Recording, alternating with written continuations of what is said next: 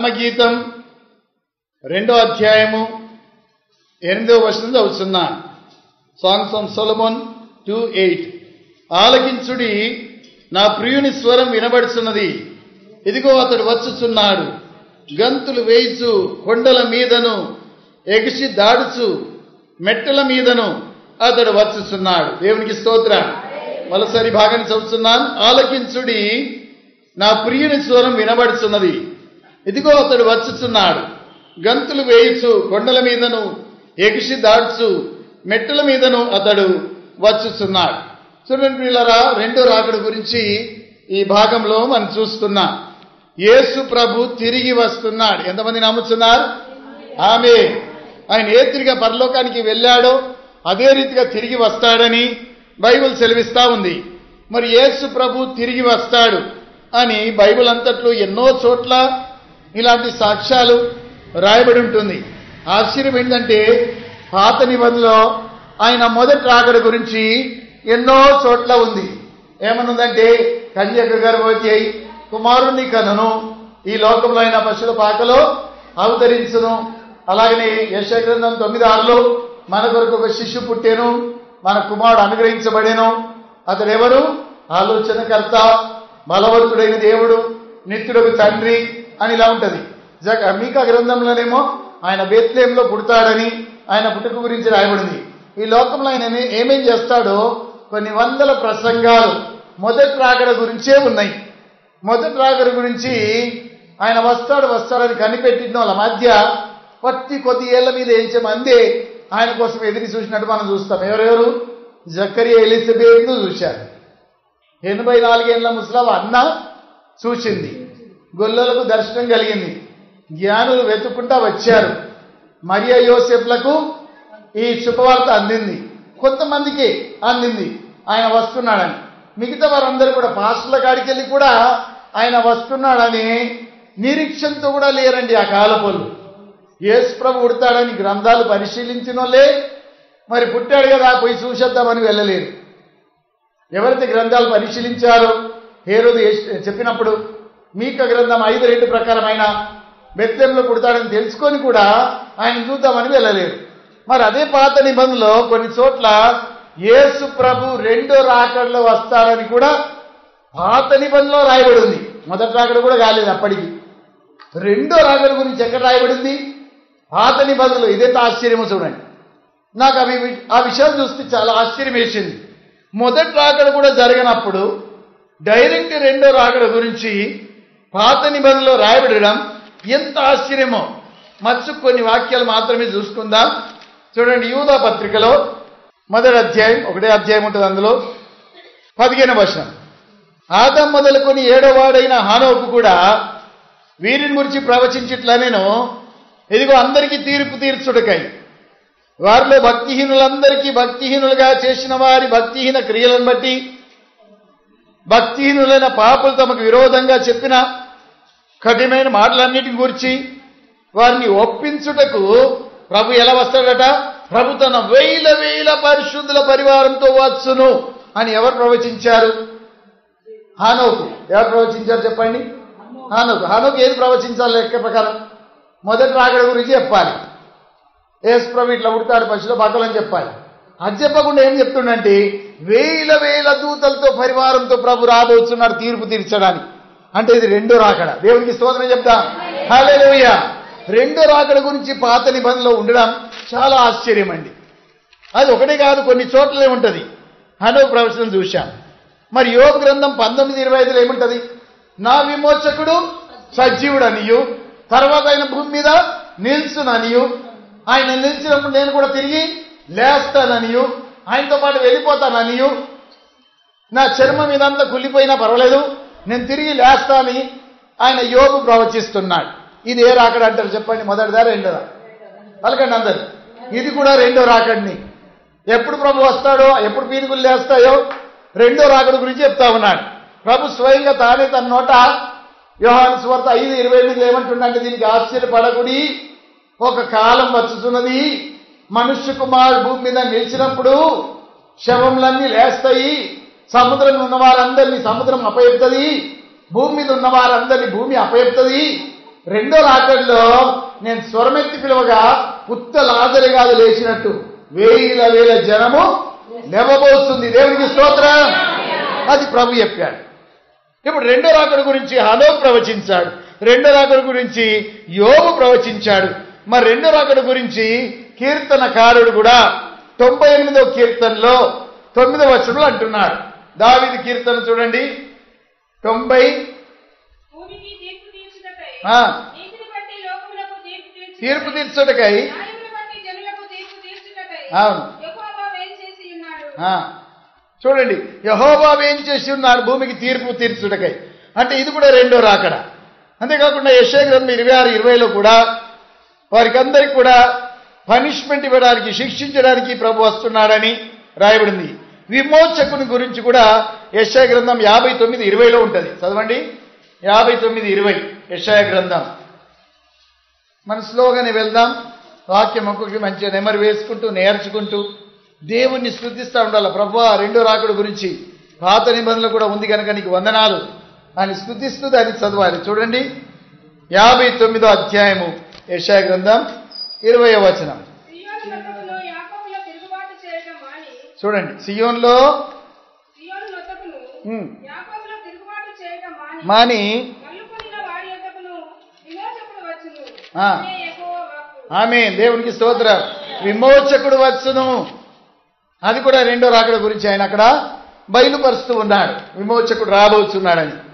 అలాగనే మేఘారుడై వస్తాడు ప్రభు అని దానియేలు గ్రంథంలో కూడా 7వ అధ్యాయంలో 13వ వచనంలో, అనగా పాత నిబంధనలో రెండో రాకడ గురించి ఉండడం చాలా ఆశ్చర్యం. అప్పటికి మొదటి రాకడ కూడా జరగలే, ప్రభు ఇంకా భూమి మీద ఉట్టలే.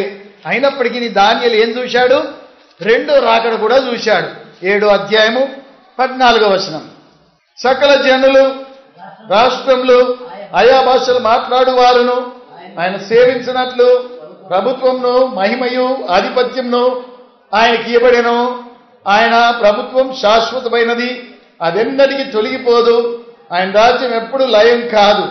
ఇంకా చూడండి 13వ వచనంలో, రాత్రి కలిగిన దర్శనములను నేను ఇంకా చూస్తుండగా ఆకాశ మేఘారుడై, ఆ మాట మార్కింగ్ చేసుకోండి, ఆకాశ మేఘారుడై మనుష్య కుమారుని పోలిన ఒకడు వచ్చి ఆ మహావృద్ధుడగు వాని సన్నిధిని ప్రవేశించి ఆయన సముఖమందు తేబడేను. ఆకాశ మేఘరుడే ఎవరు వస్తారు?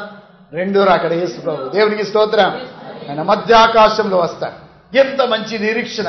నిన్ను నన్ను తీసుకొని వెళ్ళడానికి తిరిగి రాబోతున్నాడు. గట్టిగా చప్పట్లు కొడదామా? హల్లెలూయా. యేసయ్య తిరిగి వస్తున్నాడు నిన్ను నన్ను తీసుకొని వెళ్ళడానికి. మీకా గ్రంథం 1వ అధ్యాయం 3వ వచనంలో కూడా ఈ మాట ఉంటుంది. జకర్యా 14వ అధ్యాయం 3వ వచనంలో కూడా రెండో రాకడ ఉంది. చూడండి, ఒలీవ కొండ ఎక్కడైతే ఆయన ప్రార్థన చేసేవాడు, రెండో రాకడలో మేఘరుడు వచ్చినప్పుడు ఒలీవ కొండ మీద నిలబడతాడట. ఆ కొండ నేను కూడా చూసా యెరూషలేం పట్టణంలో. ఆ కొండ నుండి యెరూషలేం పట్టణం యావత్తు కనబడుతుంది. ఆ కొండ మీద కాలు మోపగానే కొండ ఏమైపోతుంది? 2 ముక్కలు అయిపోతాయి, విడిపోతుంది. ఉత్తరం తట్టు, దక్షిణం తట్టు ఆ కొండ విడిపోతుందని చెప్పి రాయబడింది. ఇది రెండో రాకడ జకర్యా గ్రంథంలో ఆయన చెప్తున్నాడు. మలకీ గ్రంథం ఆఖరి పుస్తకం కూడా చూసుకుందాం. 3వ అధ్యాయం 2వ వచనం. మలకీ గ్రంథం 3:2 చూడండి. ఆయన వచ్చు దినమున ఎవరు సహింపగలరు? ఆయన అడుగుపడగా ఎవరు ఓర్వగలరు? ఆయన కంసాలి అగ్ని వంటి వాడు, చాకలి వాని సబ్బు వంటి వాడు, వెండిని శోధించి నిర్మలం చేయువాడైనట్లు కూర్చుండి ఉండును. లేవీయులను నీతిని అనుసరించి యెహోవాకు నైవేద్యములు చేయునట్లు వెండి బంగారములను నిర్మల చేయు రీతిని ఆయన వారిని నిర్మలులను చేయును. దేవునికి స్తోత్ర. కంసాలి అగ్ని వంటి వాడు, చాకలి వాని సబ్బు వంటి వాడై యేసు ప్రభు తిరిగి వస్తాడు.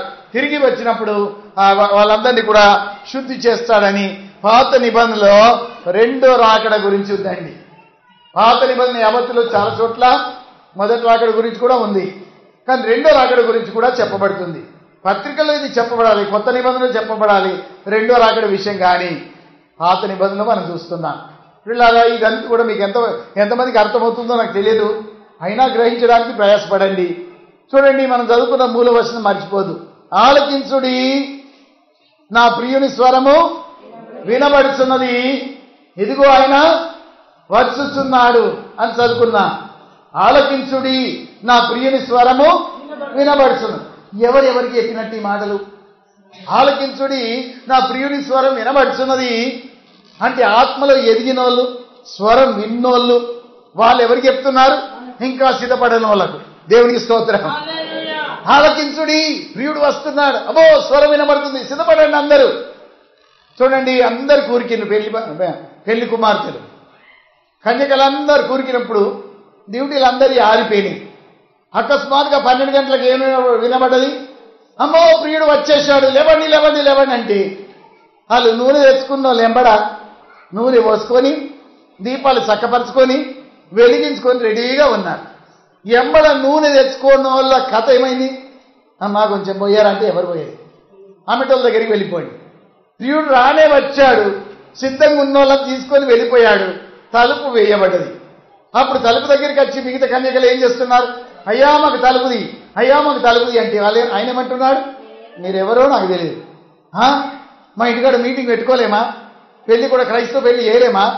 మొన్నగా పురుడు ఎత్తిమి, పాస్టర్ గారు వచ్చి ఆయన బట్టలు పెడితిమి, కానుక పెడితిమి, మా ఆయన అవుట్ ఆఫ్ జిల్ వచ్చినప్పుడు కూడా కూటమి పెట్టుకోలేమా అని అంటూ ఉంటే ఆయన ఏమంటుడు? మీరెవరో నాకు తెలియదు. చూశారా ఎంత భయంకరమో చూడండి. ఇప్పుడు సిద్ధంగా ఉన్న వాళ్ళందరూ పరలోకం వెళ్ళిపోయింది, సిద్ధంగా లేని వాళ్ళందరూ కూడా విడిచిపెట్టబడ్డారు. ఇప్పుడు ఎవరెవరికి చెప్తున్నారు? ఆలకించుడి అంటే స్వరం విన్నోళ్ళు, స్వరం విననోళ్ళకి చెప్తున్నారు. దేవుడు మాట్లాడతాడమ్మా, జాగ్రత్త, దేవుడు వెలుగు కనబడుతుంది, ఆత్మను పొందుకుంటారు మీరు అని చెప్తా ఉన్నారు. దేవుడు మాట్లాడిన కొంతమంది భక్తుల పేర్లు మీరు చెప్పగలరా? చెప్పండి. ఏలియాతో మాట్లాడింది, ఎలీషాతో మాట్లాడింది, ఏషాతో మాట్లాడి, పెద్ద లిస్టే ఉంది. ఇక అబ్రామ్తో మాట్లాడి, ఇస్సాక్తో మాట్లాడి, యాకోబుతో మాట్లాడి, నహూముతో మాట్లాడి, ఎజ్రాతో మాట్లాడి, ఎంతమంది భక్తులతో దేవుడు మాట్లాడాడు?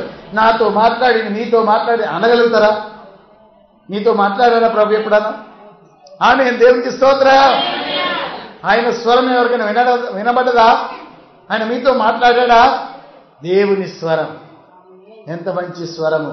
ఏ సన్న స్వరమన్నా నీవెప్పుడైనా విన్నావా?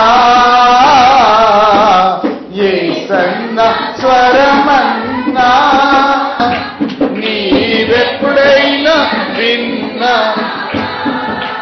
అని మొదటి రాజుల గ్రంథంలో 19వ అధ్యాయం. ఎప్పుడైతే ఏలియా దేవుని సన్నిధి నుండి పారిపోయి గుహలో దాక్కొని ఉన్నాడో, గొప్ప భూకంపం వచ్చింది, పెనుగాలి విసిరింది, మెరుపు పుట్టింది. అవన్నిట్లో దేవుడు లేడట.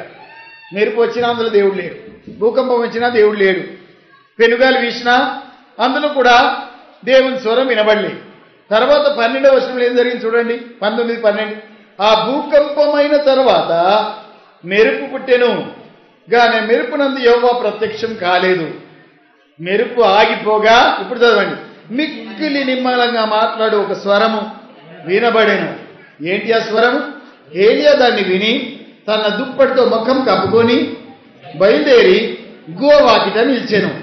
అంతలో స్వరం వినబడుతుంది, ఏలియా ఇచ్చట నీవేమి చేస్తున్నావు? ఒకడు పలికిన మాట అతనికి వినబడి. చూడండి ఎలా వినబడది. ఏలియా ఇక్కడ నీకేం పని? నువ్వు ఎందుకున్నావు? ఈ గో దగ్గర ఎందుకు పని? పందికి లేకుండా ఉన్నావు, నా పని నువ్వు చేయి అని చెప్పి దేవుడు స్వరం ఎత్తి ఏలియాతో పలికాడు. భూకంపంలో కనబడాలి, పెద్ద తుఫాన్లో కనబడాలి, తర్వాత పెనుగాలిలో కనబడాలి, కానీ మెల్లని స్వరం, మిక్కిలి మెల్లని స్వరం, అది ఆయన లోపలికి వెళ్ళి స్వరం వినబడుతుంది. దేవుని స్వరం చాలా మిక్కిలి నిమ్మలమైన స్వరం అండి. మోషే కూడా విన్నాడు స్వరం. చూడండి, మోషే నిర్గమ గ్రంథంలో నిర్గమ 3వ అధ్యాయము 4వ వచనంలో మోషేకి ఎలా స్వరం వినబడదు చూడండి. 3వ అధ్యాయం 4వ వచనం. తెరవగలిగిన వారు తెరవండి, రాసుకునే వారు రాసుకోండి. 3వ అధ్యాయం 4వ వచనం. దానిని చూచుటకు ఆ తట్టు వచ్చుట యెహోవా చూచెను. అప్పుడు పొదలో నుండి దేవుడు మాట్లాడుతున్నాడు, మోషే మోషే అని అతన్ని పిలిచాను. అందుకు అతడు చిత్తం ప్రభువా అనెను. అందుకు దగ్గరికి రావద్దు, నీ పాదముల నుండి నీ చెప్పులు విడుము, నువ్వు నిలిచి ఉన్న స్థలము పరిశుద్ధ ప్రదేశమనెను. నేను నీ తండ్రి దేవుడను, అబ్రహాం దేవుడను, ఈసాకు దేవుడను, యాకోబు దేవుడను అని చెప్పగా మోషే తన ముఖంను కప్పుకొని దేవుని వైపు చూడ వెరిసెను. భయపడ్డాడు. మోషే ఉత్త గొర్రెలను మేపుతూ ఉన్నాడు. గొర్రెలను మేపక ఒక పొద, ఆ పొద చుట్టూ మంటలు కనబడతా ఉన్నాయి, చెట్టు మాత్రం కాలిపోతలేదు. ఏంటి వింత, చెట్టుకు మంట అగ్గి తగిలింది కానీ కాలిపోతలేదేంటి అని అనుకుని దగ్గరికి పోయి చూడబోతే దేవుడు ఆయన పేరు పెట్టి పిలిచాడండి. మోషేని పేరు పెట్టి పిలిచాడు. ఏమని? మోషే మోషే, నీ చెప్పుళ్ళు దూరంగా విడిచిపెట్టు. అడవి కదా, అంతా రాళ్ళు రప్పలే ఉన్నాయి కదా, చెట్లు పొదలే ఉన్నాయి కదా, గుట్టనే కదా. గుట్టెట్లా పవిత్రమైనట్టు అది గుడి కాదు కదా అని మనం అనుకుంటాం. ఎక్కడికి దేవుడు దిగుతాడో ఆ చోటు పవిత్రమైపోతుంది. దేవునికి స్తోత్రం, హల్లెలూయా. చాలా మందిని చూస్తూ ఉంటే పెళ్లి స్టేజ్ కదా, చెప్పులతో డైరెక్ట్ ఎక్కుతారండి. కానీ బైబిల్ పట్టుకొని చెప్పులతోనే చదువుతూ ఉంటారు. ఆ స్థలమే పావనమైపోతుంది. ఎక్కడ మనము దేవుని పేరెత్తుతాము, చెప్పులు కొంచెం దూరంగా విడవాలి, లేకుంటే స్థలం అపవిత్రమైపోతుంది. నువ్వు చదివే బైబిలు, నువ్వు పలికే మాటలు, దానికి విలువ ఉండదు, అది అపవిత్రమైపోతుంది. కనుక చెప్పులు దూరంగా విడిచిపెట్టాలి. ఏ చోట అయినా పర్వాలేదు. మోషేకి ఎక్కడైనా గుడి ఉంది, అక్కడ స్టేజ్ ఉంది, అక్కడ చెప్పండి. అయినా మోషేతో దేవుడు మాట్లాడుతుండు, నీ చెప్పులు దూరంగా విడు, నువ్వు నిలబడ్డ ప్రదేశమే నేను దిగి వచ్చిన కాబట్టి అది పవిత్రమైంది. హల్లెలూయా. దేవుడు దిగి వచ్చాడు కనుక చెప్పులు దూరంగా విడవాలి. అప్పుడు విడిచి ఆలకించడం మొదలుపెట్టాడు. ఆలకిస్తా ఉంటే దేవుడు స్వరమెత్తి పిలుస్తున్నాడు. ఎవరిని? నేను. ముందు నీ తండ్రి దేవుణ్ణి నేను. ఆయన తండ్రి ఎవరు? అబ్రహాం, ఇస్సాకు, యాకోబు కాదండి, ముగ్గురులో ఎవరు కాదు, అమ్రామ్. మోషే తండ్రి పేరేంటి? అమ్రామ్. తల్లి పేరేంటిది? యొకెబెత్. యొకెబెత్ పలకండి. యొకెబెత్ ఎవరికి కూడా పేరు లేదు. సారమ్మ ఉన్నది, మరియమ్మ ఉంది, ఎలిజబెత్ అమ్మ ఉంది, రూతమ్మ ఉంది, ఇవి ఉన్నాయి. కానీ పేర్లు మాత్రము యొకెబెత్ ఎవరికి లేదు మన మధ్యలో. వాళ్ళ తల్లి పేరు యొకెబెతు, తండ్రి పేరేమో అమ్రామ్. పలకండి. అమ్రామ్ తండ్రి పేరు. ఆరోన్ కాదు, అమ్రామ్. అయితే దేవుడు ఏమని మాట్లాడుతుండు? నీ తండ్రి దేవుణ్ణి నేను, తర్వాత నీ తాత దేవుణ్ణి. తాత ఎవరు?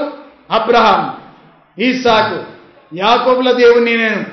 కనుక జాగ్రత్తగా విను, నీ ద్వారా నేను ప్రజలకు విడుదల ఇవ్వబోతున్నాను, నేను పంపిన చోటికి వెళ్ళాలని దేవుడు మాట్లాడి ఉంటున్నాడు. ఇప్పుడు ఇలాగా మోషేతో మాట్లాడినప్పుడు, అబ్రాహాంతో మాట్లాడినప్పుడు వీళ్ళిద్దరు ఏమని చెప్తారు తెలుసా? ఆలకించుడి, నా ప్రియుని స్వరము ఆమేన్ వినబడుచున్నది. హల్లెలూయా. ఆలకించుడి, నా ప్రియుని స్వరము. విన్నోళ్ళే ఈ మాట పలకగలుగుతారు. విన్నోళ్ళకి ఏం తెలుసు దేవుని స్వరం ఏంటి? మనం కొంతమంది విన్నాం. విన్నోళ్ళందరూ ఏం చెప్పాలి? విన్నోళ్ళకు ఆలకించుడి, ప్రియుని స్వరం వినబడుతుంది. రాకడ దగ్గరికి వచ్చింది, ఇదిగో అతడు త్వరగా వచ్చుచున్నాడు. సాక్ష్యం పలకాలని. చూడండి, ప్రభు రాకడ ఎంత దగ్గరగా అయిందో. భూమి మీద భూకంపాలు జరుగుతున్నాయి, రాజ్యం మీదకి రాజ్యము జరుగుతుంది, జనం మీదకి జనము లేస్తా ఉన్నారు. రేపు అకస్మాత్తుగా క్రీస్తు వ్యతిరేకులు ఈ గుడిలో దూరి కొంతమందిని కాల్చేసి కొంతమందిని కూర కొత్తలు కోసేస్తూ ఉంటే మనం ఏం చెప్తాం? అల్లరల్లరుగా ఎక్కడో అక్కడ పారిపోతూ ఉంటాం. బైబిల్ పట్టుకొని, బ్యాగులు పట్టుకొని, పిల్లల్ని పట్టుకొని అరే ఇట్రారా అని చెప్పి అకస్మాత్తుగా పారిపోతాం. ఉంటామా చెప్పండి? చెల్లా చెదరైపోతాం. అలా కొన్ని సంఘాలు జరిగినాయి, ఫేస్బుక్లో పెట్టారు. మందిరం లోపలికి దూరి కొంతమంది హతమార్చారు. ఆ కాలం వస్తుందని ప్రభు ముందుగానే చెప్పాడు. కనుక మనం రెడీగా ఉండాలి. తర్వాత ఇంకో కొంతమందికి ప్రభు దర్శనం ఇచ్చి పిలిచాడండి. అవన్నీ లిస్టు చూసడానికి మనకు సమయం కూడా సరిపోదు. మత్తయి సువార్తలు అయితే 17వ అధ్యాయంలో దర్శనం కలిగింది. ఏం దర్శనం? మేఘం దిగి వచ్చి శిష్యులతో ఏమని పలుకుతున్నాడు దేవుడు? ఈయన నా ప్రియ కుమారుడు, ఈయన యందు నేను ఆనందిస్తున్నాను, ఈయన మాట వినండి అన్నాడు. అపొస్తలుల కార్యం 9వ అధ్యాయం 7వ వచనంలో కూడా గుర్రంలో వేగం మీద పరిగెత్తా ఉంటే గుర్రం మీద సౌలు భక్తునికి దేవుడు దర్శనం ఇచ్చాడు. ఆకాశం నుండి స్వరం వినబడేది. ఏమని స్వరం వినబడేది? సౌలా సౌలా, ఎందుకు నా ప్రజలను హింసిస్తున్నావు? నీకు నేనేం అన్యాయం చేశాను? ఎందుకు నన్ను దుఃఖపరుస్తున్నావు? దేవుడు మాట్లాడగా గుర్రం మీదకి కింద కూలిపోయిండు. ఆ వెలుగును చూసిన ఈయన కంటి పొరలు మాడిపోయినాయి. కొన్ని రోజులే కళ్ళు కనబడలే. ఎవరికి? సౌలుకు. ఆయన దేవుని స్వరం విన్నాడు గనక అసుంటి వ్యక్తి ఏమని చెప్పగలుగుతాడు? ఇప్పుడు మీరే చెప్పండి. ఆలకించుడి, నా ప్రియుని స్వరము వినవచ్చు. ఎటువంటిది ఆ స్వరం అని అంటే, ఆ స్వరం మిక్కిలి నిమ్మలమైనది. రెండోది మెల్లనైన కంఠస్వరం అని యోబు గ్రంథం 4:16 రాయబడింది. చూడండి, యోబు గ్రంథం 4:16.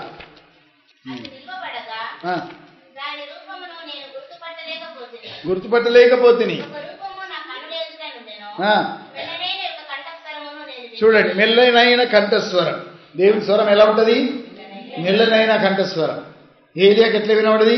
మిక్కిలి నిమ్మలం, గుసగుసనే మిక్కిలి నిమ్మలం. హక్కులకు కూడా వినరాదు, ఆయనకు మాత్రం వినబడలేదు. మిక్కిలి నిమ్మలం. తర్వాత యోబు గ్రంథంలో 37:4 చూడండి. 37:4 వచనం.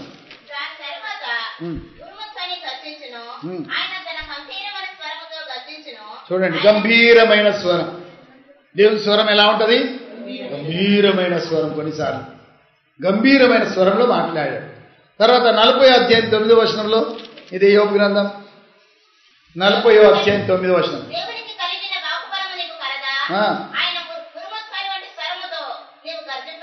చూడండి, ఎలాంటి స్వరం అయినది? ఉరుము వంటి గర్జన. ఒకసారి అకస్మాత్తుగా ఆకాశంలో ఉరిమింది అనుకోండి, మనం ఎంత గజ్జుమంటాం. కొన్నిసార్లు వర్షకాలంలో పిల్లలు గజ్జుమంటారు, ఆ స్వరం వినవాగా. మేఘాలు గుద్దుకొని ఎంత గంభీరమైన స్వరం వస్తుందో, అలాగనే వెలుగు ప్రకాశిస్తుందో, అప్పుడు మనం తోవంటి పోతా ఉంటే ఒక్కసారి గజ్జుమంటాం, మన మీదే పిడుగు పడ్డదేమో అని భయపడిపోతాం. ఇలా జరిగిందట కూడా సిరిసిల్ల దిక్కు. 2 స్నేహితులు వెళ్తా ఉన్నారట. ఇటొక స్నేహితుడు ఉన్నాడు, అటొక స్నేహితుడు ఉన్నాడు. నడుమున్న స్నేహితుడు మషిన్ గడ్డ నెత్తి మీద పెట్టుకొని ఉన్నాడు. ఆ మషిన్ గడ్డ పెట్టుకొని ముగ్గురు నడుచుకుంటూ పోతా ఉంటే ఆ మషిన్ మీదే పడదాట పిడుగు. పడ్డ వెంటనే 2గా విభజించబడి ఇక్కడున్నాడు చచ్చిపోయిందట, ఈయన మాత్రం బతికున్నాడు. ఏ మషిన్ మీద పడ్డదా గడ్డను మోసినందుకు ఈయన మాత్రం బతికున్నాడు, పక్కోళ్ళు 2 చచ్చిపోయినారు.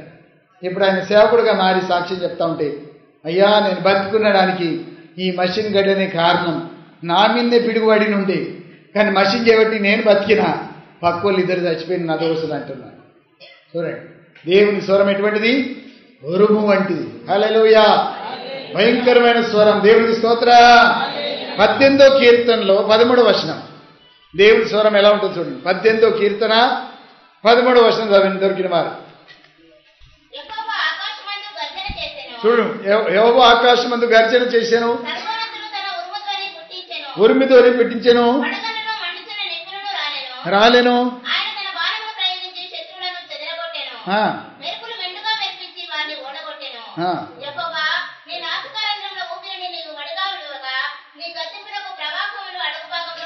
చాలండి.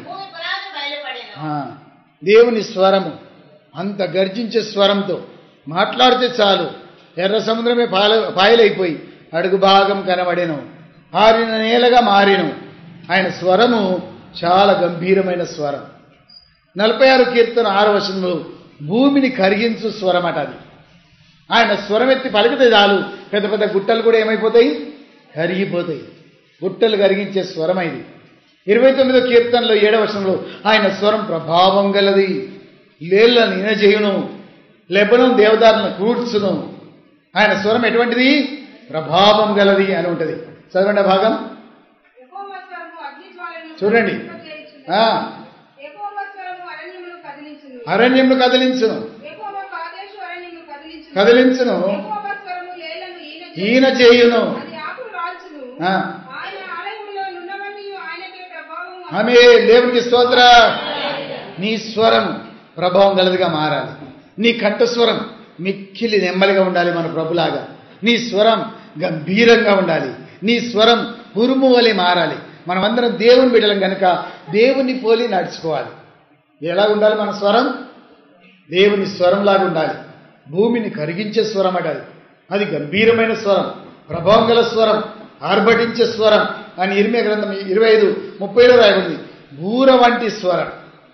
ప్రకటన గ్రంథం 1వ అధ్యాయం 19వ వచనంలో ఆయన స్వరం అట బూర వంటిది. ఎలాంటిది? బూర ఉత్తి ఎట్లా స్వరం వస్తుందో అలాంటి స్వరం అయినది, బూర వంటిది. హల్లెలూయా, హల్లెలూయా. చూడండి, జలమూల శబ్దం, జలమూల శబ్దం, బలమైన ఉరుములతో జలమూల శబ్దం జలమూల శబ్దం బలమైన ఉరుము. ఎలాంటి స్వరం అది? బలమైన ఉరుము, గంభీరమైన స్వరం.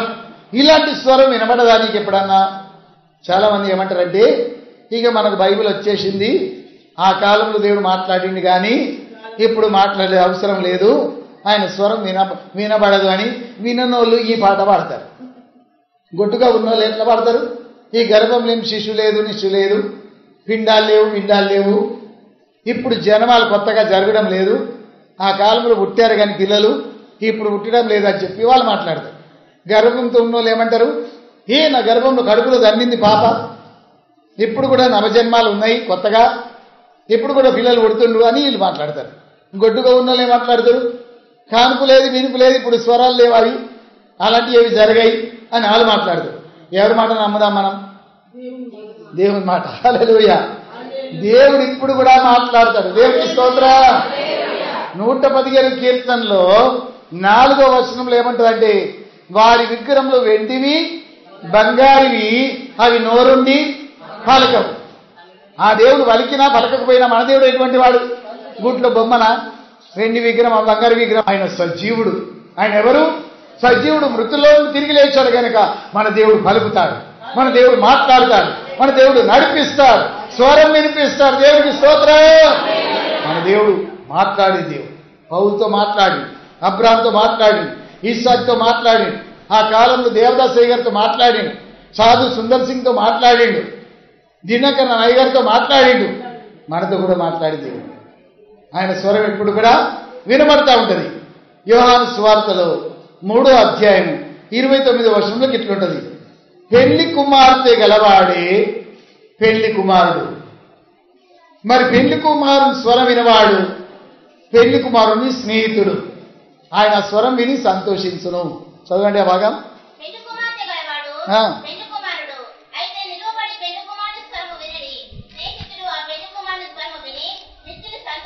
ఆమె చూడండి, పెళ్లి కుమారుని స్వరం వినబడ్డప్పుడు, పెళ్లి కుమార్తె గలవాడు పెళ్లి కుమారుని స్వరం మనం స్నేహితులు విన్నప్పుడు మిక్కిలి సంతోషంతో నింపబడతాం. అంటే స్నేహితులుగా ఉన్న వాళ్ళకే స్వరం వినబడుతుంది కానీ అందరికీ వినబడదు. యోహాను సువార్త 15:15లో మీలో నేను దాసులను పిలువగాని మీ అందరినీ నేను స్నేహితులని పిలుస్తున్నాను. స్నేహితులు ఉన్నవారు ఏది మరుగు మాట ఉంచరండి, అన్నీ ఎత్తు ఉంటారు. దోస్తుకు అన్నీ తెలుపుకుంటూ ఉంటారు. మీకు కూడా కొంతమంది చెలికత్తెలు ఉంటారు, ఇట్లా దగ్గింది నవ్వింది అని చెప్తా ఉంటాం. పోయి నా కోడలికి ఇట్లా, నా కోడలికి అట్లా, ఈ దండి పెట్టింది, ఉప్పు కారం ఎక్కువేసి పాడైంది, అస్సలు తినబుద్ధి కాలే అంటమలేదు. మన దోస్తులకు అన్ని పోయి చెప్పుకుంటాం. ఆ చెప్పేదాకా మళ్ళీ మనం అవసరం పట్టదు. కడుపులో గుట్ట ఎప్పుడు పోదు, ఎప్పుడు చెప్తూ దోస్తుకు. అలాంటి దోస్తులు కొంతమంది ఉంటారు. యేసయ్య కూడా మనం దోస్తులుగా మారితే మనకు అన్ని చెప్తాడా లేదా? దేవునికి స్తోత్రం. హల్లెలూయా. మోషే ఒకసారి బాగా విసుక్కున్నాడు. మోషే దేవునికి స్నేహితుడు ఉన్నప్పుడు మోషే నడిపించే ప్రజల మీద దేవుడు విసుకొని ఏమన్నాడు? ఇక నేను రాను మీ వెంబడ, మోషే నువ్వే నడిపించుకో, ఇక నేను అస్సలు రాను.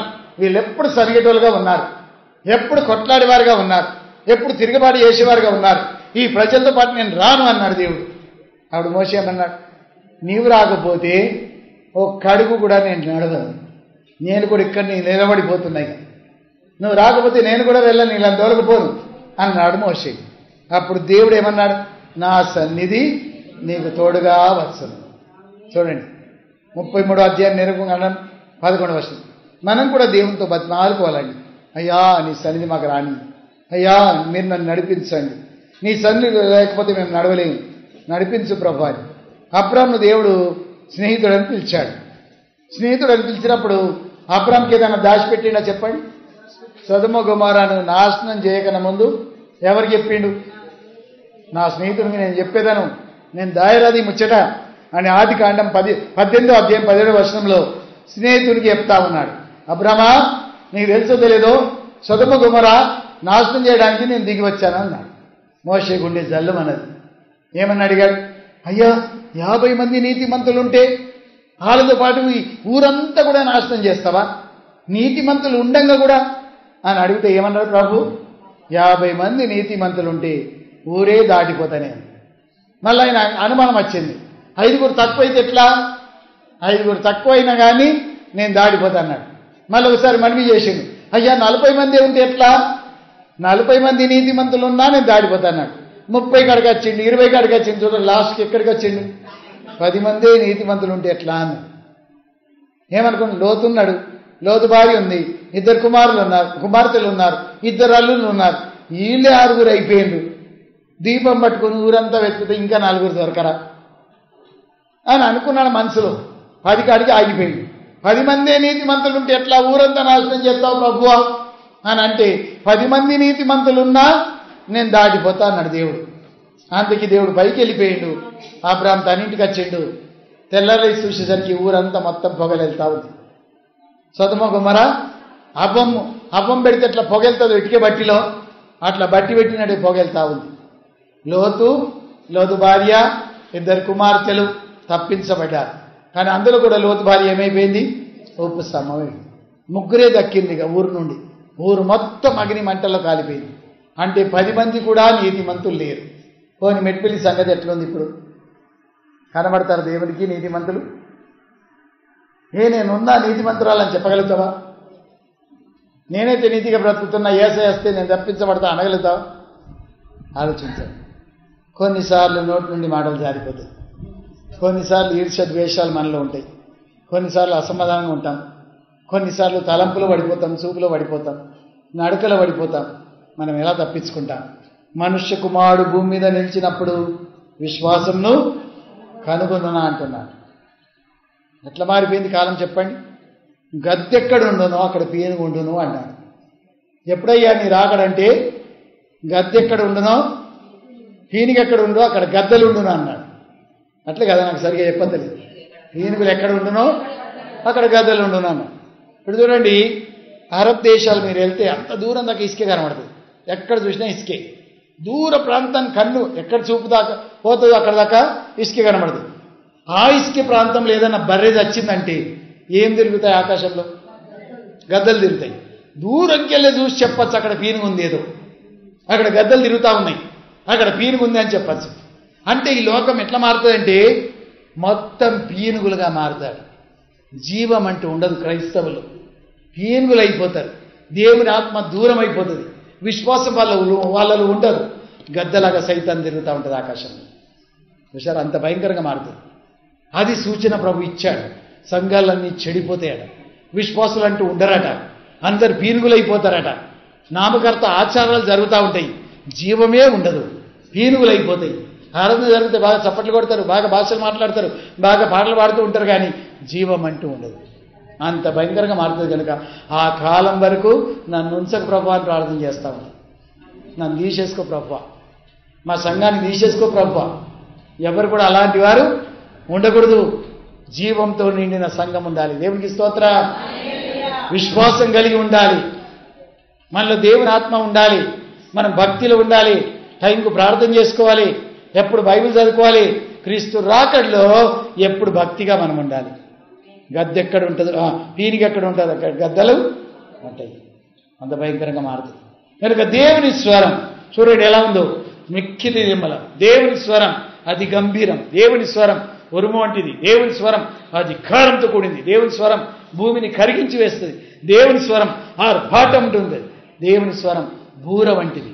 ఇలాంటి స్వరం నువ్వు విన్నావా? నీ తాత అబ్రాహాం విన్నాడు, నీ తాత ఇస్సాకు విన్నాడు, యాకోబు విన్నాడు, ఏలియా విన్నాడు, మోషే విన్నాడు, పాతకాల భక్తులు విన్నారు. మీ మధ్యలో కూడా కొంతమందికి ఆ స్వరము వినబడ్డది. హల్లెలూయా, హల్లెలూయా, హల్లెలూయా.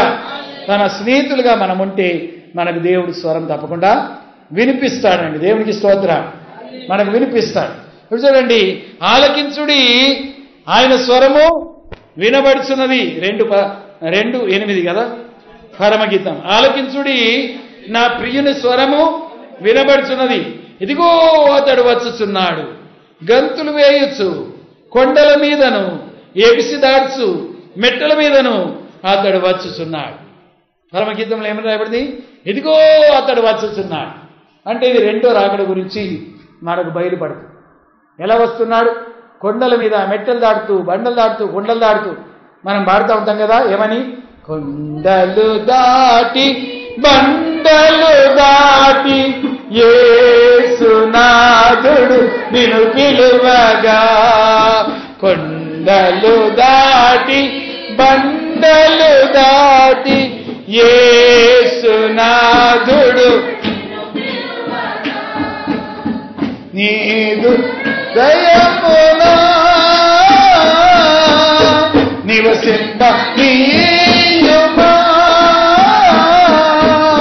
సిద్ధపడుమా ఓ సంగమా, ఓ సంగమా, ఓ సంగమా, ఓ సంగమా. శారును పొలములో పూచిన పుష్పమా, అగాధలోయలో దాగిన పద్మమా. ఓ సంగమా, ప్రియ సంగమా, ఓ సంగమా. ఈ వచనాలు చదువుటకు మనకు సమయం సరిపోదు. నేను త్వరగా కొన్ని వచనాలు మీ ముందు ఉంచుతాను. యోహాను రాసిన ప్రకటన గ్రంథం తెలుసుకోండి. లాస్ట్ పుస్తకం, బైబిల్ అంతట్లో ఆఖరి పుస్తకం ప్రకటన గ్రంథం. ప్రకటన 1:7 చదవండి. ఇదిగో ఆయన మేఘారుడై వచ్చుచున్నాడు, ప్రతి నేత్రం ఆయనను చూచును, ఆయనను పొడిచిన వారు చూచెదరు. భూజనులందరూ ఆయనను చూచి రొమ్ము కొట్టుకుందరు. ఏం చేస్తారు? ఇలా రొమ్ము కొట్టుకుంటారు. ఆయన వచ్చేటప్పుడు ఆయన చూసేట మేఘారుడై వస్తుండగా జనులందరూ కూడా, అంటే కాపులు, గొల్లోలు, శాలోలు, గుర్లోలు, వెస్తోలు, కోమట్లు కూడా ఏం చేస్తారు? రొమ్ము కొట్టుకుంటారు. అయ్యో అయ్యో అయ్యో అని రొమ్ము కొట్టుకుంటారు. ఆయన నమ్ముకున్న వారు ఏమైపోతారు? వాళ్ళు సిద్ధంగా ఉండి ఎత్తబడతారు. కమలం వెళ్ళిపోతా ఉంటే, ఏలిషం వెళ్ళిపోతా ఉంటే, పాస్టర్ వెళ్ళిపోతా ఉంటే, పాస్టర్ వెళ్ళిపోతా ఉంటే, యూసుఫ్ నగర్కి వెళ్ళి కొంతమంది ఎత్తబడతా ఉంటే, చింతలపేట, అమ్మకపేట, ఇంకా ఆయా ఊర్లో కొండి అందరు కూడా తెల్లటి వస్త్రాలతో పైకి వెళ్ళిపోతా ఉంటే, ఈ బతికున్న వాళ్ళు మిగతా ఏం చేస్తారు? అమ్మో రొమ్ము కొట్టుకుంటారు. అయ్యో ఏలిషం ఎన్నిసార్లు నాకు చెప్పినా నమ్మకపోతే కదా అని రొమ్ము కొట్టుకుంటారట. ఇదిగో అతడు వచ్చుస్తున్నాడు. దేవుడికి స్తోత్ర. మేఘారుడై వస్తున్నాడు, ప్రతి నేత్రం ఆయన చూస్తున్నాడు. వీళ్ళందరూ వెళ్ళిపోతా ఉంటే వాళ్ళు రొమ్ము కొట్టుకుంటారు. ఊరోళ్ళు మనల్ని చూసి రొమ్ము కొట్టుకొని ఏడుస్తారు. కానీ ఆ సమయంలో ఏడ్చినా లాభం లేదు. ఆమేన్. దేవుడికి స్తోత్రం. 2:25 చదవండి. ఇదే ప్రకటన 2:25. నేను వచ్చు వరకు మీకు కలిగి ఉన్న దానిని గట్టిగా పట్టుకుని నేను నా తండ్రి వలన అధికారం పొందినట్టు జయించు అంతవరకు నా క్రియలు జాగ్రత్తగా చేయడానికి జనుల మీద అధికారం ఇచ్చేదను. అతడు ఇనుపదండంతో వారిని ఏలును, వారు కుమ్మరి వాని పాత్రల వలె పగలగొట్టబడుదురు. చూడండి, నేను వచ్చు వరకు మీకు కలిగిన దాన్ని గట్టిగా. ఏం కలిగింది? విశ్వాసం. మన విశ్వాసం ఏం చేయాలి? గట్టిగా పట్టుకోవాలి. విశ్వాసం నుండి భ్రష్టులు కావద్దు. ఆయన తిరిగి వస్తున్నాడు కనుక విశ్వాసంలో నుంచి చావాలి. లోకమంతా కలిసి దేవుడు మాట్లాడతాడా, ఆయన స్వరం ఎవరికైనా వినబడుతుందా, కళ్ళలో కనబడతాడా, దేవుడు అనేవాడే లేడు అని లోకమంతా ఏకమై చెప్పినా మనం విన్నవారం ఏమని చెప్పగలుగుతాం? నాకు తెలుసు నా ప్రభు మాట్లాడు, నాకు తెలుసు నా ప్రభు రాబోతున్నాడు, నాకు తెలుసు ఆయన స్వరము గంభీరము, ఆయన స్వరము ఎంతో మధురము, ఆయన స్వరము ప్రభావం గలది అని చెప్పగలుగుతారు. ప్రకటన గ్రంథం 3:3 చదవండి. నీవేళ ఉపదేశం పొందితివో, ఎలాగ వింటివో జ్ఞాపకం చేసుకొని దానిని గైకొనొచ్చు మారుమనసు పొందుము.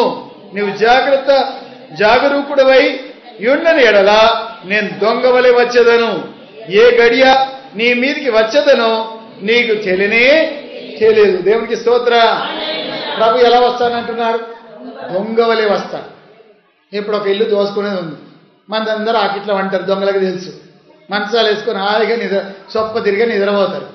ఆ ఇళ్ళలో ఈజీగా దూరి ఇంట్లో కూలర్ పెట్టుకుని బయట గాలి చెట్టడి చేసుకుని కాస్త తలుపు తెరిచే ఉండే, ఇక లోపలికి దొంగ దూరి దోసుకొని వెళ్ళిపోయే వరకు కూడా కొంతమందికి తెలియదు.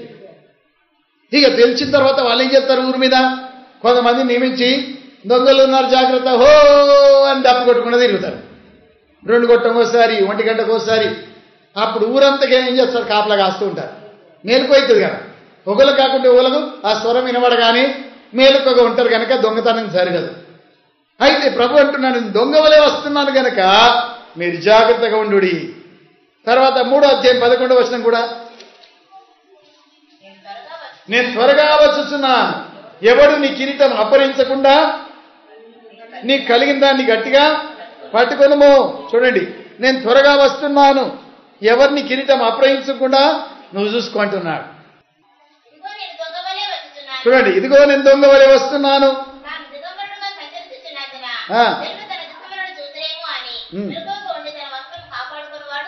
ఆమె దేవునికి స్తోత్రం. ఇక్కడ కూడా నేను దొంగ వలె వస్తున్నా. 16వ వచనం, 16 ఏమంటున్నారు, నేను దొంగ వలె వస్తున్నా, వస్త్రంలో కాపాడుకోవాలంటున్నాను. ఆ వస్త్రంకి ఏ మరక రావద్దు, దాని మీద ఏ వ్యభిచారం మరకలు అంటద్దు, దాని మీద దొంగతన మరకలు అంటద్దు, ఇంకా రకరకాల మరకలు ఉండకూడదు. తర్వాత 22వ అధ్యాయంలో 3 సార్లు మాట ఉందండి వస్తున్నానని. 22:7 చదవండి. ఇదిగో నేను త్వరగా వచ్చుచున్నాను, ఈ గ్రంథంలోని ప్రవచన వాక్యములను గైకొనివాడు ధన్యుడు. అంటే బైబిల్ బాగా చదవాలి, బైబిల్ బాగా చదవాలి. 12వ వచనం చూడండి, ఇదిగో నేను త్వరగా వచ్చుచున్నాను, వాని క్రియల చొప్పున ప్రతివానికి ఇచ్చుటకు నేను సిద్ధపరిచిన జీతం నా యుద్ధం. అంటే పని బాగా చేయాలి. ఏం చేయాలి చెప్పండి, పని బాగా చేయాలి. సుగుణవ్వా, దేవుని పని బాగా త్వరగా వస్తుంది. ముందేమేముంది, త్వరగా వస్తున్నారు, చదవాలి, బాగా చదవాలి, బాగా పని చేయాలి. తర్వాత 20వ వచనం చూడండి, 20, ఈ సంగతులకు సాక్ష్యం ఇచ్చుచు ఆవును త్వరగా వచ్చుచున్నానని చెప్పుచున్నాడు అని ప్రభు అయిన యేసు రమ్ము. అంటే సిద్ధంగా ఉన్న వాళ్ళు ఏం చెప్తారు, ప్రభువా నేను సిద్ధంగా ఉన్నా, రా త్వరగా, ఇంకెందుకు ఆలస్యం చెప్తున్నావు, త్వరగా రా, బొంబాయి బస్సు పోతుంది అనుకుందాం. ఇక ఇంట్లో ఉన్న వాళ్ళు ఏమంటారు, అయ్యో బొంబాయి బస్సు ఇంకా కొంచెం ఆలస్యం కాస్త మంచిగుండు, మామిడికాయలు కట్టకపోతే, పచ్చడి పెట్టకపోతే, బియ్యం ఇంకా తీసుకోకపోతే, కొంచెం ఆలస్యం కత్తి మంచిగుండు, ఆలస్యం కత్తి మంచిగుండు. ఇక రిపేకా సుంటోళ్ళు బస్సులో చక్కగా కూర్చున్నారు, ముళ్ళని చదువుకొని అనుకోండి. ఆమె ఏమంటది, బస్సు ఇంకా కదిలి మునుగుతలేదు, బస్సు ఇంకా కదులుతలేదు, ఎప్పుడు కదులుతుందో. సిద్ధంగా ఉన్నోళ్ళేమో కదలాలంటారు, సిద్ధంగా లేని వాళ్ళేమో కొంచెం ఆలస్యం అయితే మంచిది. నువ్వే గుంపులో ఉన్నావు, బస్సులో కూర్చున్నావా, ఇంట్లో కూర్చున్నావా? బస్సులో కూర్చుండాలి. దేవునికి స్తోత్రం. రాకడని రైలు బండి వస్తున్నది, రెండో రాకడ రైలు బండి వస్తున్నది, పరిశుద్ధులకు అందులో చోటున్నది, మంచి చోటున్నది, గొప్ప చోటున్నది, మంచి చోటున్నది. హల్లెలూయా. రాకడని రైలు బండి త్వరగా వస్తున్నది గనక సిద్ధంగా ఉన్న వాళ్ళందరూ ఎత్తబడి వెళ్ళిపోతా ఉంటే ఇక పనులన్నీ జగబెట్టుకుంటా ఇల్లు మొత్తం కూడా చదువుకుంటా ఉండేటోళ్ళు కొంతమంది ఉంటారు. గుడి పక్కకే ఉంటారు, కానీ ఇజ్జాదిరి అజ్జాదిరి అది పెట్టి ఇది పెట్టి నీళ్లు నింపి బట్టలన్నీ మరత పెట్టి పొయ్యి మీద బియ్యం పెట్టి రానే రారు. 3 పాటలు అయిపోయేదాకా, 5 పాటలు అయిపోయి ఇంకా రాకపోయాయి, ప్రసంగం మొదలై ఇంకా రాకపోయాయి. ఇక ఆమె నన్ను ముగింపు చేతులు ఊపుకుంటా మెల్లగా వచ్చి కూర్చున్నాను దీవెన పొందడానికి. ఆ సుండోళ్ళకు రైలు ఉంటుందా, వెళ్ళిపోతుంది. ఒక పాప నట అందరూ ట్రైన్లు ఎక్కిండ్రు, వెళ్ళిపోయిండ్రు, పాప ప్లాట్ఫామ్ మధ్య మిగిలిపోయింది. ఆ పాప ఎంతటి పాప అంటే కొంచెం చెప్పగలుగుతుంది, ఊరి పేరు, తల్లి పేరు, తండ్రి పేరు చెప్పగలుగుతుంది. ఆ పాప మిగిలిపోయింది. మిగిలిపోతే దాన్ని ఫేస్బుక్ వేసింది. పాప ఏడుతా ఉంది, ఒక మంచి పట్టుకొని ఉన్నాడు, అది ఏడుతా ఉంది. దాని కింద ఏమని రాసిందంటే, ఇది బాగా షేర్ చేయండి, చాలా మంది గుర్తు కాలేదు, దీని తల్లిదండ్రులు ఎవరో గుర్తు కావాలంటే. 2 రోజులకు మళ్ళీ తల్లిదండ్రి దొరికిందని మళ్ళీ వేశారు. దేవునికి స్తోత్రం. హల్లెలూయా. అప్పుడు ఆ పాప వాళ్ళ డాడీ మీద పడి ఎంత సంతోషపడుతుందో, కిలకిల నవ్వుతా ఉంది. ముందేమో ఏడ్చే పోటీ వేశారు, దొరికిన తర్వాత మళ్ళీ నవ్వే పోటీ వేశారు. మనం మిగిలిపోతే భయంకరమండి, ఏడుపు ఉండిపోతుంది, మన వాళ్ళందరూ వెళ్ళిపోతారు, సంఘం అంతా మాయమైపోతుంది. ఇక సంఘంలో అప్పుడప్పుడు క్రిస్మస్కు ఈస్టర్కు వచ్చేటోళ్ళు, అయ్యో పాస్టర్ గారు కనబడతలే, సంఘ పెద్దలు కనబడతలే, అందరూ ఎటువైండ్రు, పక్కకున్న రిబకమ్మ కూడా కనబడతలే, జీవనమ్మ కనబడతలే, ఏరి అందరూ అని వీళ్ళు చేతులు కూడా అత్తే. అక్కడ పాస్టర్ ఉంటాడు ఆరాధన చేయడానికి, అక్కడ సంఘ పెద్దలు ఉండరు, అక్కడ పాటలు పాడే టీం ఉండరు, వీళ్ళందరూ ఎట్టిపోతారు, అమ్మో ఎత్తబడతారు. నువ్వు ఎత్తబడి గుంపులో ఉండాలి. దేవునికి స్తోత్రం. హల్లెలూయా, హల్లెలూయా. రాజాదిరాజు దేవాది దేవు వరాలు వచ్చుచుండెను,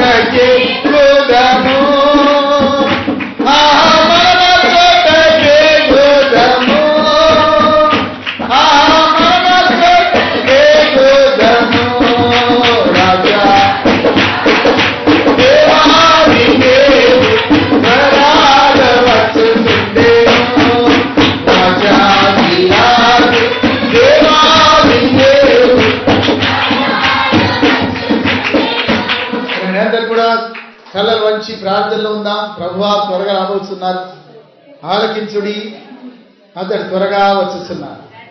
ఆలకించుడి, అతడు మేఘాలుడే వచ్చున్నాడు. కొండలు దాటి, బండ్లు దాటి, గుట్టల మీదుగా మేఘాల్లో వస్తున్నాడు. నువ్వు సిద్ధపడాలి దేవుని బిడ్డ. నువ్వు సిద్ధపడకపోతే ఘోరంగా విడిచిపెట్టబడతావు. రెండో రాకడ పాత నిబంధనలు కూడా ఎన్నో చోట్ల రాయబడింది అని మీకు చూపించారు. అసలు లెక్క ప్రకారం రెండో రాకడ గురించి కొత్త నిబంధనలు ఉండాలి కానీ పాత నిబంధనలు ఉండకూడదు. పాత నిబంధనలు మొదటి రాకడ గురించి ఉండాలి కానీ అందులో రెండో రాకడ గురించి కూడా ఉంది అని నేను చూపించాను. హనోకు ప్రవచించినట్లు, యోగు ప్రవచించినట్లు, దానియేలు ప్రవచించినట్లు ఆయన మేఘారుడై వస్తున్నాడని చెప్పారు వాళ్ళు. దేవుడికి స్తోత్రం. ఎంతో ధన్యత. అప్పటికి ఇంకా మొదటి రాకడ కూడా జరగలేదు, అయినా వాళ్ళు రెండో రాకడ గురించి చెప్పారు. ఆయన త్వరగా వస్తున్నాడని. ప్రభు స్వయంగా అంటున్నాడు, నేను త్వరగా వస్తున్నాను, ఓ దొంగ వలె వస్తున్నాను. ఎవరి కిరీటం మీది దొంగలించకుండా చూసుకో అంటున్నాడు, వస్త్రాలు దోసుకోకుండా చూసుకో అంటున్నాడు. ఆయన త్వరగా వస్తున్నాడు కనుక నువ్వు సిద్ధపడాలి దేవుని బిడ్డ, విడిచిపెట్టబడకూడదు. రండి ప్రార్థన చేసుకుందాం. ప్రభువాన్ని రాకడలో నన్ను జ్ఞాపకం చేసుకొని ఎవరు మటుకు వాళ్ళే ప్రార్థన చేసుకోండి. యేసయ్యా నీ రాకడలో నన్ను జ్ఞాపకం చేసుకోదేమని చెప్పండి. నోరు విడిచి చెప్పండి, యేసయ్యా నీ రాకడలో నన్ను జ్ఞాపకం చేసుకో. యేసయ్యా నేను విడిచిపెట్టబడకూడదు. యేసయ్యా నన్ను జ్ఞాపకం చేసుకో. అడగండి ప్రభుని, అడగండి. ప్రతి వారు కూడా అడగండి.